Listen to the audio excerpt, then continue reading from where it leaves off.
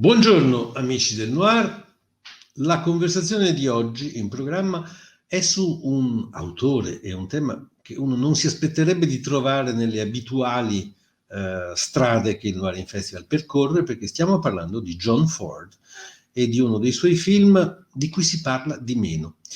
Dovremo avere due ospiti eccellenti, innanzitutto il fordiano per eccellenza della critica italiana, Alberto Crespi.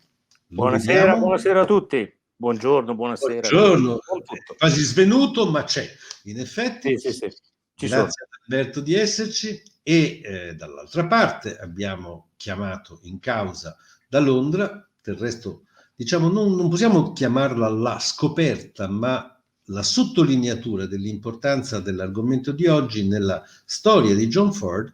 Sto parlando di Adrian Wootton, CEO di Film London e grande appassionato ed esperto di cinema, di noir, grande amico del festival. Tutte le immagini di Noir in Festival sono alle sue spalle stamane. Alberto Crespi, io ricordo che quando ho sollecitato la tua partecipazione dicendo vogliamo parlare di Gideon's Day, cioè 24 ore a Scotland Yard, hai dovuto ammettere insieme a me che pur essendo l'esperto fordiano, io semplicemente un simpatizzante, però nessuno dei due automaticamente ce lo aveva sotto gli occhi, nella memoria. Ed è vero, perché non è un film dimenticato, non è che noi stiamo facendo oggi la riscoperta di un film perduto. No, Gideon's Day sta in tutte le filmografie fordiane, ma poi quando si vanno a leggere i libri su Ford praticamente ci si passa sopra. Si dice, e poi fece anche questo. L'anno era il 1958 e probabilmente qualche cosa di un po' più strano invece in questa storia c'è. Che effetto ti ha fatto? Sei andato a riguardartelo prima di oggi? Sono andato a rivedermi il film e come dicevo poco fa a Giorgio prima di cominciare, mentre lo rivedevo ho capito che probabilmente lo stavo vedendo, non rivedendo. Sono quasi sicuro di essere arrivato alla mia verde età senza averlo mai visto. O forse, chi lo sa, forse potrei averlo visto in televisione da bambino, ma sono quelle memorie molto, molto vaghe. Come Giorgio sa, io sì, adoro John Ford, è di gran lunga il mio cineasta preferito. Quando mi chiedono appunto quali cineasti amo, dico sempre che amo John Ford e poi dopo ci sono tutti gli altri. Però questo film effettivamente mi era sfuggito o comunque non era mai stato recuperato. Ecco. Ne ho trovato una copia su YouTube, abbastanza brutta da un punto di vista visivo, è servito comunque per non tanto per rinfrescarmi la memoria, ma per affrescarmi la memoria, direi, con un gioco di parole che non so come Carla riuscirà a tradurre, ed è un film molto particolare. Mi ha molto colpito il fatto che abbia un'ambientazione londinese e che sia sostanzialmente, come dice il titolo italiano, 24 ore a Scotland Yard, sia praticamente 24 ore nella giornata di questo ispettore di Scotland Yard, ispirata naturalmente ai romanzi di John Creasy, autore che confesso di non conoscere, di non avere mai letto. La cosa che colpisce è che inizialmente non sembra neanche un film di John Ford, ma lo diventa in maniera molto, molto forte, molto intensa, secondo me, nella seconda parte. Incrocia varie storie. Nel corso di questa sua giornata, Gideon, questo ispettore, deve seguire alcuni casi. E inizialmente è un film molto, molto parlato, girato in buona parte in interni, con molti dialoghi. Inizialmente non sembra esserci né la poesia di John Ford nel mettere in scena gli elementi naturali. Noi ci ricordiamo i film irlandesi di John Ford, dove il paesaggio irlandese è veramente un personaggio, è una parte importante della messa in scena. Qui i pochi esterni londinesi non contribuiscono molto all'atmosfera del film.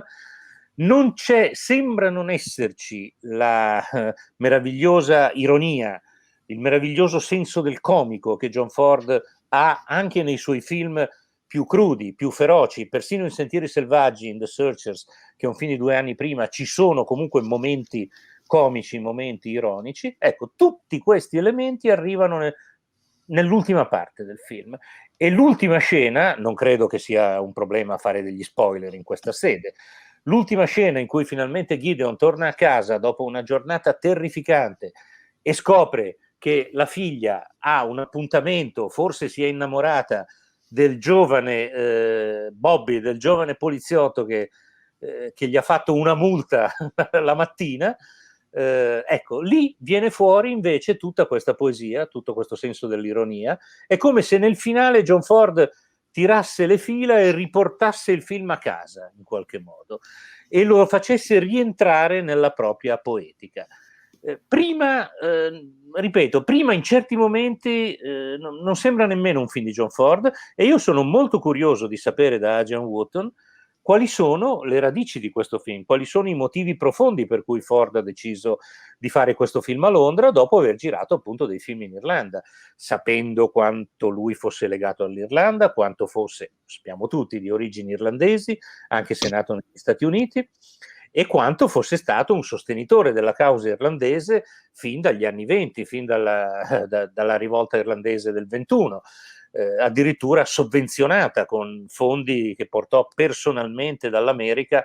C'è questa leggenda, chissà se è vera o se è una leggenda, nel caso di John Ford bisogna sempre chiedersi, when the legend becomes fact, bring the legend, no? La famosa battuta dell'uomo che uccise Liberty Valance, questa leggenda per cui lui arriva in Inghilterra, prende una nave a Liverpool e su quella nave con cui lui va in Irlanda per la prima volta nel 1921, c'è anche Michael Collins, uno degli eroi della indipendenza irlandese, che va a Dublino a portare le proposte del governo britannico per una possibile pacificazione.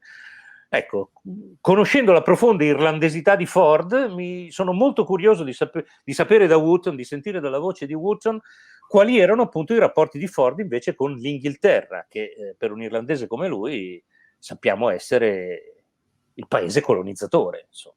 Beh, devo dire che sia Alberto Crespi che io, nonostante tutto, siamo un po' troppo ragazzini per aver letto le avventure di Gideon quando erano pubblicate anche in Italia, ma effettivamente Creasy è ancora oggi uno scrittore ben noto al pubblico anglosassone, e se andate a zonzo per Amazon, come stavo facendo anch'io qualche minuto fa, trovate moltissimi dei suoi libri in vari formati elettronici e cartacei. Però è vero, perfino le serie televisive, ci fu una serie televisiva di Gideon arrivata anche in Italia, sono ormai un po' perse nella memoria. Quindi da questo momento in avanti la parola andrà a Adrian Wootton perché cominci a svelarci un po' dei piccoli misteri o segreti che stanno dietro Gideon's Day, 24 ore a Scotland Yard. Well, I don't know about that, but perhaps we can put up the slides and as I go through this, and then have a conversation back with Giorgio and Alberto. There's the title slide. That's what this is about, and what Giorgio and Alberto have done is pose some very interesting questions about this fascinating and frankly strange film in the John Ford canon. A film that is, as Alberto says, is unlike any other really Ford film, his only film ever in England, his only film in London. Other films in Ireland, obviously notably The Quiet Man, films in Kenya, you know, Magamba, but nothing else in England apart from this one movie. Perhaps we can just see the next two slides because they're just background context. So we've just been talking about Ford. That's just some of the facts about his career that are very well known to us. A lot of movies, still holds the record for more Academy Awards for Best Director in the history of cinema. And primarily a director of Westerns. Well, we'll come on to that. And let's just see some images from some of his films. Yeah, here's just some of those titles that we're all familiar with that Alberto mentioned. And then if we go on to the next slide. Both Alberto and Giorgio talked about John Creasy.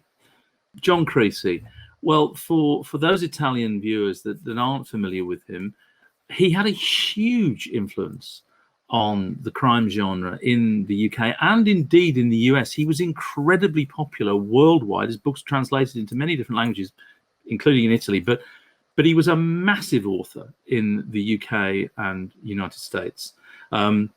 He, as that slide says, 600 novels, wrote in various different genres, had a number of very famous running characters, what we call them franchises now. He wrote multiple novels about the toff, which in English slang is a posh character. He was a rich sort of aristocratic, a Raffles kind of character who solved crimes.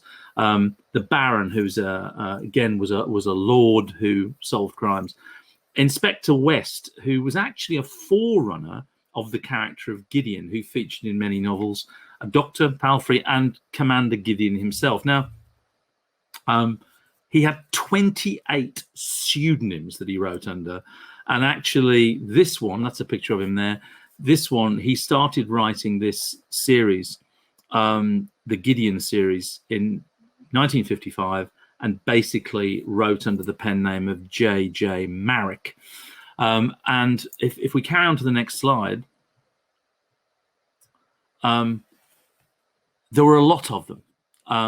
As Giorgio said, there actually was a television series some years later, and that's the British star of the television series, and that's a little image from the black and white television series.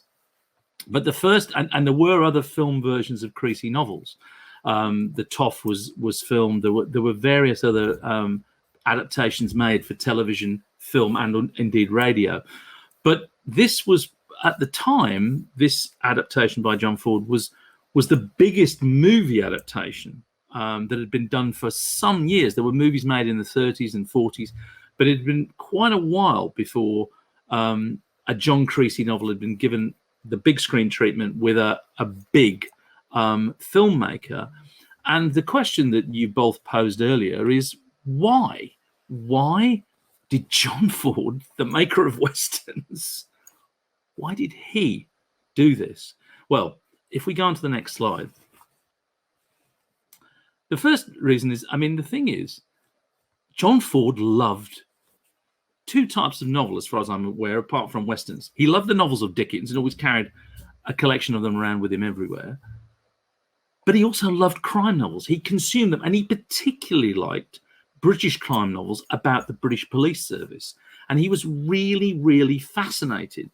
And when Gideon's Day came out, in the original book came out, he basically snapped it up, or got Columbia to snap it up, to consider adapting it. And he'd obviously been thinking for some time about adapting a crime novel, which is completely out of kind of character, really, for his work.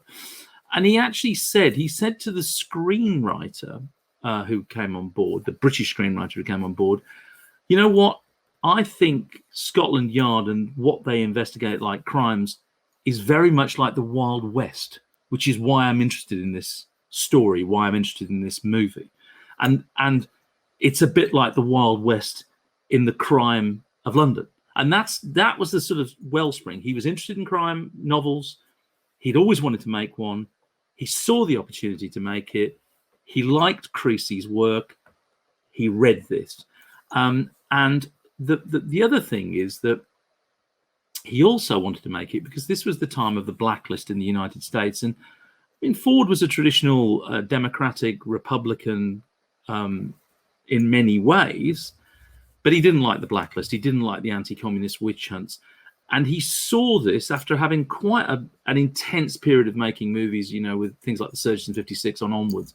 He saw this as a way of almost like having a holiday away from home, get out of Hollywood and go to the UK and make a movie. And not just make a movie, but make a movie with the best technicians that he possibly could make it with.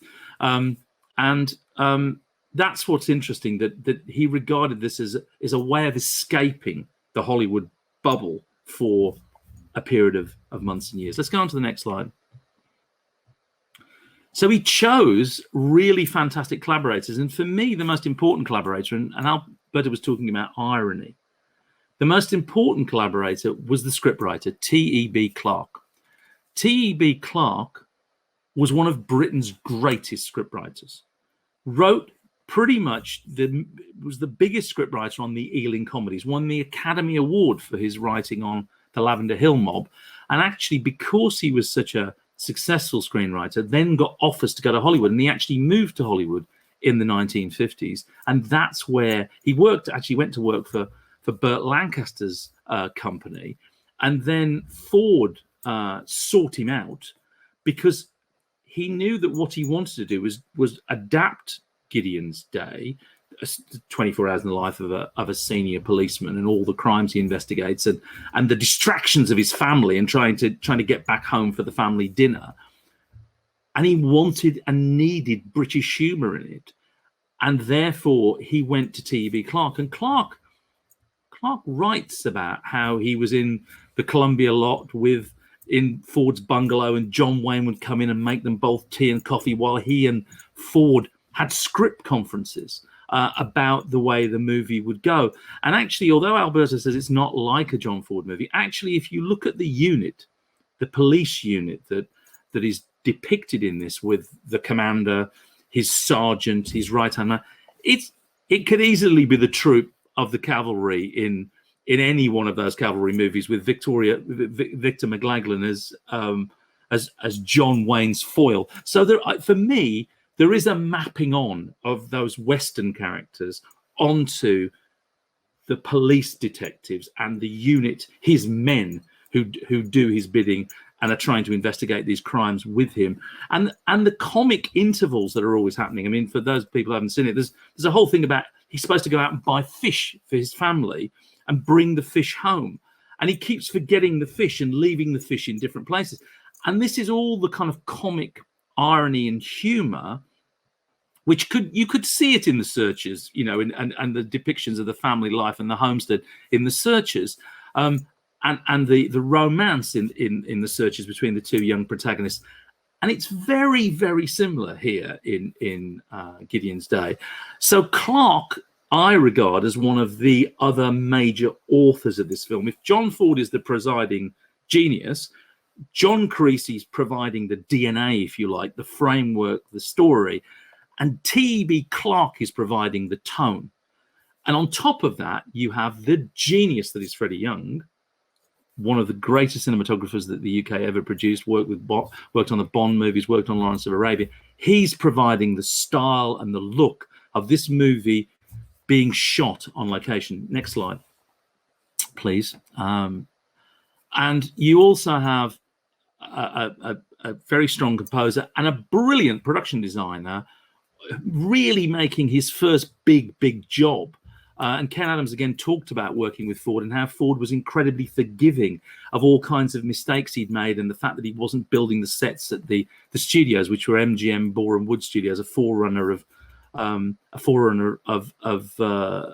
Pinewood, actually, and that he wasn't building the sets fast enough. But he forgave him for not building the sets fast enough, and Ken Adams never forgot the generosity and friendship that Ford showed him whilst making the movie. So you have this incredible collaborative team working with Ford, a brilliant scriptwriter, one of our absolute greatest, who, by the way, T.B. Clarke had also been a policeman, so brought his real life knowledge, and wrote a very famous British movie which was known for its realism, called The Blue Lamp, starring Duke Bogard, to the film. So he brought humor, and he brought experience of what it was like to be a policeman to feed into this.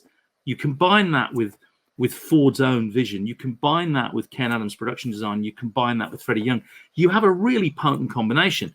And then that was enhanced further by the casting. Let's carry on, please. Next slide. Jack Hawkins, big star, massive star at this point in the 1950s, at his zenith, really, in terms of fame in Britain, and obviously went on to be hugely successful in international movies. Ben-Hur, Lawrence of Arabia, Bridge on the River Kwai. Carry on, please. Next slide. Anna Lee, who's the co-star, is an interesting, really interesting little vignette story. Anna Lee had been in a number of John Ford movies. She was a British actress who had moved to Hollywood, but she was mistakenly blacklisted and couldn't work. And actually, Ford not only escaped the blacklist by what was going on with the blacklist in Hollywood, but he deliberately cast Anna Lee in this film back in the UK to get her off the blacklist. He saved her career by making her a co-star of Gideon's Way, which is a fascinating just little side stream about the blacklist going on, and Ford showing his loyalty, his friendship to one of his cast. Carry on, please. Next slide. Anna Massey, her first film, went on to have an amazing career. There's a still there of her on set with John Ford and Jack Hawkins doing a read-through. And there are also, I haven't got time to talk about it, but there are all kinds of other vignettes. There's so many brilliant character actors who are famous, and the slide reflects this in terms of Miles Mallinson and James Hayter, who had incredible careers. So the casting was sensational for the time, certainly in terms of a British cast. It had young, experienced, old character actors and stars in it, all of whom were stellar by the standards of the 1950s and would have been familiar not only to UK audiences, but would have been extremely familiar to US audiences. So Columbia didn't stint with John Ford. They gave him the money to hire the best possible cast technical crew scriptwriter. They gave him the money to shoot on the streets of London. We'll come on to that in a second. And they gave him the money to cast a rather brilliant, diverse cast for Gideon's Day, Gideon of the Yard. Let's carry on to the next slide. Well, I mentioned the locations. The thing about this is Freddie Young shot it brilliantly in Technicolor, and I still don't know to this day, knowing London as well as I do, how they managed to get all the shots that they got, because it films everywhere. I mean, in Trafalgar Square, in St. Paul's Cathedral, in the Old Bailey, in Scotland Yard itself, to get those permissions, to get that time, and also to make London look so beautiful in Technicolor is astonishing. They used real nightclubs. They used real theatres. They also shot just outside London as well. They used real churches. Some of the locations just aren't there anymore. Lots of the most famous ones are. But this is a paean. It's a hymn to central London. It's a tone poem to London through the lens of Freddie Young and the direction of John Ford. London has never looked so good. I can't think of another colour film of that era of the 1950s that shows you London in such a glorious way in the 1950s. It must have been an incredibly hard logistical exercise to do. I'm astonished he managed to do it. And for me, this is one of the great, great strengths of the film. The humour of the film is great. The fact that he does Creasy is great. The casting is great. I like the script. But actually, London is one of the major, major characters of this movie. Carry on, please. Well, this is my last little anecdote, and then we can come back to the conversation, which is you're sitting here going, why is he mentioning Akira Kurosawa and John Ford in the same breath? Well, the extraordinary thing about the shooting of this movie, the extraordinary thing about Gideon's Day, is that he made this film in 1957 in London. He was shooting from the summer through into the early autumn. That autumn coincided with the staging of the first ever London Film Festival in October 1957. And the opening film of the London Film Festival in October 1957 was none less than Akira Kurosawa's adaptation of Shakespeare's Macbeth, Throne of Blood. And Kurosawa came to London to present the film at the London Film Festival. And what's more, he went on set to Gideon's Day and met John Ford.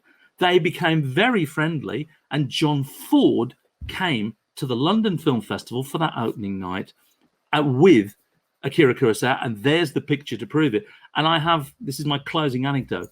I have to tell you that I was very, very lucky. There was a British scholar of Japanese cinema who worked for the London Film Festival for many, many, many, many years. He sadly passed away some years ago, called John Gillett.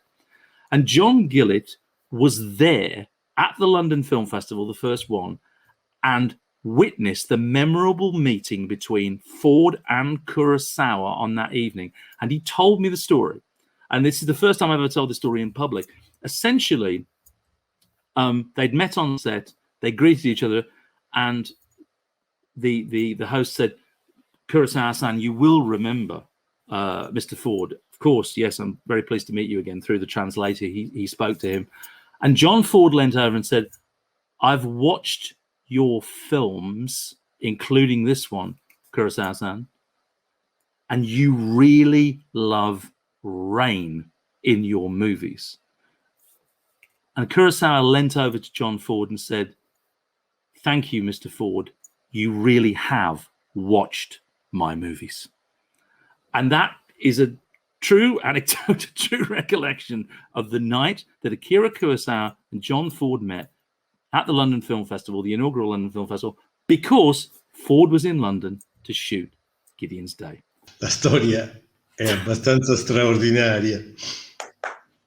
E però io ho subito una domanda per Adrian, perché non riesco a togliermi dalla testa che l'irlandese John Ford, che nel 1953 è in Irlanda per A Quiet Man, torna in Inghilterra 5 anni dopo per fare la cosa più British che possa esistere, come 24 ore a Scotland Yard. Mi sono sempre domandato se in qualche modo questa opportunità, come lui ci racconta, di andare via per un momento dall'America, non sia più o meno ufficiosamente collegata al fatto di dire: vabbè, tu hai sempre, scusatemi l'espressione, rotto l'anima con il sostegno agli irlandesi, adesso per favore restituiscici il favore, occupati degli inglesi per una volta. Secondo te, Adrian, c'è qualcosa di vero in questa specie di patto non detto? It may be, it may be, Giorgio. I genuinely don't know. I mean, obviously, even with The Quiet Man, I would imagine, I haven't done the research about this, and maybe Alberto knows better than me, but I would have thought that because Ireland at that point did not have an awful lot of cast, crew, I would have thought that anyway, The Quiet Man would have had British crew coming from London on it. I'd be very surprised if it didn't. So I would think that probably Ford went to Ireland via London, and I suspect that he's probably visited, and I'm sure he visited London during World War II, because obviously he was a serving officer. He did those Oscar-winning, Academy Award-winning documentaries. So I think he'd have had experience of Europe. I'm sure he'd been to London before, and I would suspect that he travelled back and forth from the US via London. I would imagine, and may have even crewed up. I'd have to check that. I may be wrong, but so I would have thought he'd have had some experience. But I think the other thing is that it's not to be underestimated how much he apparently consumed crime thrillers and British crime thrillers, and how much of an Anglophile about British crime thrillers he did. And he loved the book, and he loved Creasy. I think he'd read other Creasy novels. As I said, there was a forerunner of this, Inspector West.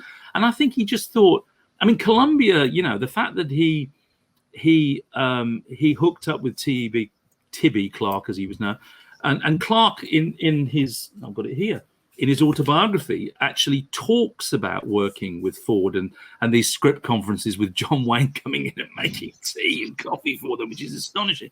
That he obviously really fancied this film as a complete one-off, you know, to do something he'd never done in a place he'd never done it before. And obviously he did know Freddie Young, because Freddie Young shot Magambo with him as well. So he was familiar. So Young, as his cinematography, he had already a pre-existing relationship with, and they'd worked together in Kenya. So there was a connection there. I mean, the thing that you know, the thing I should have said, and we can talk about as well, is that what's bizarre about the film is that it was made beautifully. He shot it actually under time and under budget, as typical of Ford. And it got when it was released in the UK, it got a very, very decent critical reception, did actually rather well at the box office. But Columbia in the States just did not understand it. And to the extent, the reason it's forgotten is when they released it as a B picture.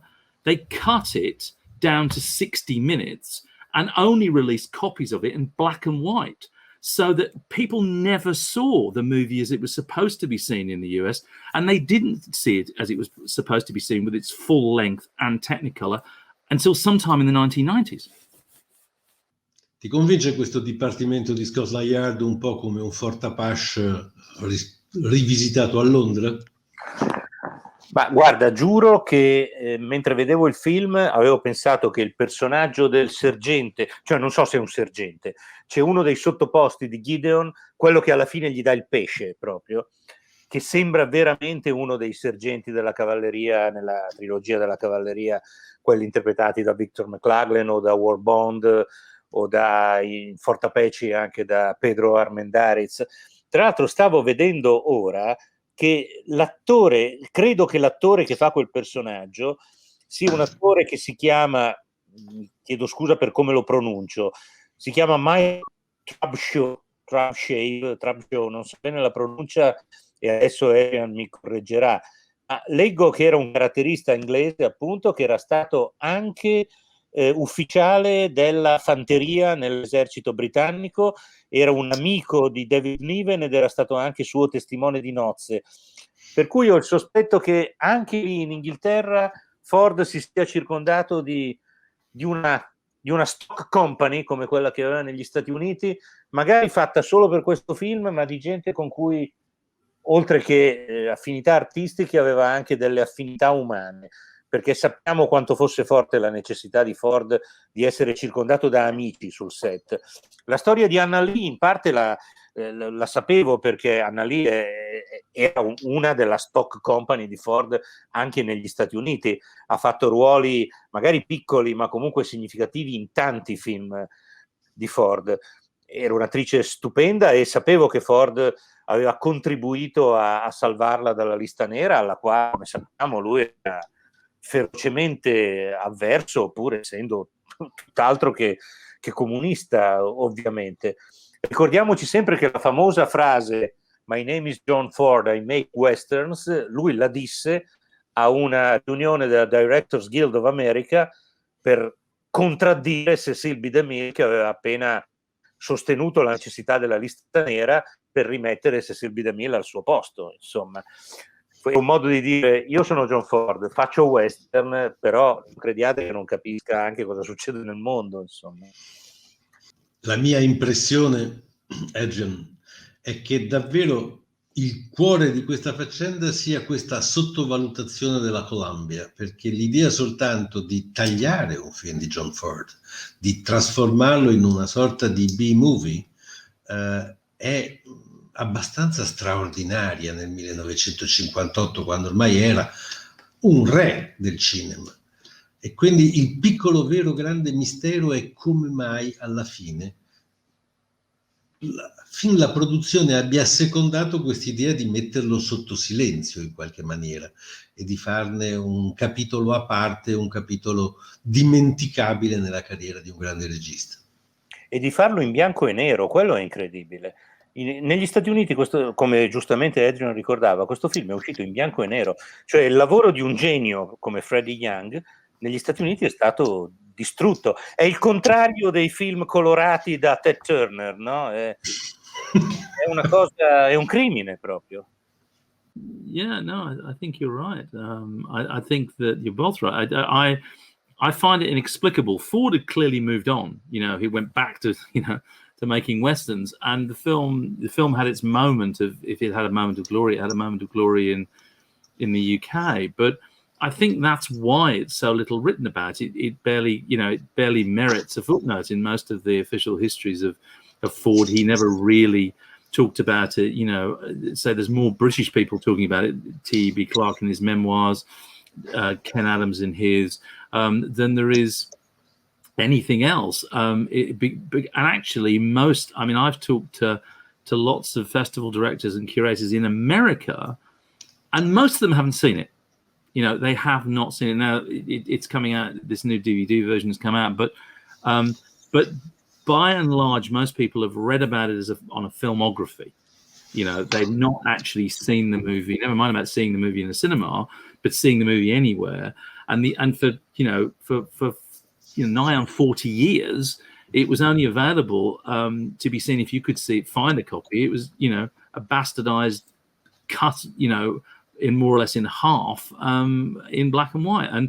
And I think Columbia just had no faith in it. I think they didn't understand the film at all and thought no one is going to be interested in seeing a British police officer go about his daily business.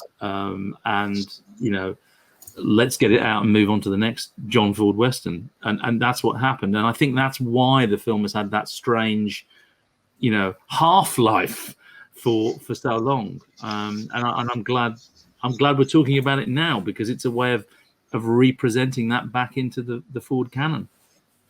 Lascio la penultima parola ad Alberto. Eccolo, tutta tua. La domanda era tutte e due in realtà, visto che parliamo del Noir in Festival, ma voi definireste questo film un film noir? Oppure una police comedy? O non so, ecco, in che genere lo mettereste? Io lo metterei nel genere dei John Ford movies, ma sono curioso di sentire. No, io credo di poterlo mettere molto più nel genere del procedural, certamente non del noir.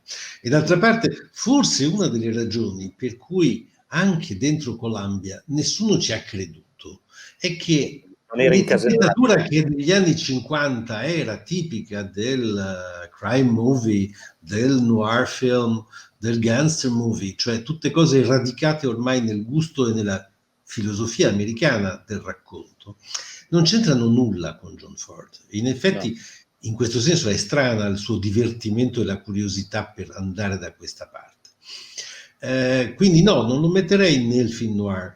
È veramente noir la storia di questo film. Il motivo per cui volentieri ci siamo congedati è perché poi succedono delle cose anche nella storia della critica, per cui qualcosa si inabissa come un pesce che scende sott'acqua, sott'acqua, sott'acqua, e poi non lo ritrovi più finché per fortuna qualcuno non lo tira fuori e dice: ma guardate che questa era una perla visibile, importante, stava sotto gli occhi, come in un romanzo di Edgar Allan Poe, e non l'avete vista, è una lettera rubata. I mean, I think this is a John Ford movie, and I think there is enough DNA of John Ford's in it to absolutely, establish it's a John Ford movie. I think actually that's one of the reasons that Columbia had a problem with it, is that it's difficult to define it. It is a police procedural film, but the actual fact is, I think that it is a noir movie. I mean, this is a serial killer in it, a guy that murders young girls. And actually, there's a really brilliant scene when, they catch the murderer in the theater, but then when he goes around to talk to the family of the young girl who's been murdered, it's incredibly sad and kind of moving. You have armed robbery, you have, gang activity. So it ranges.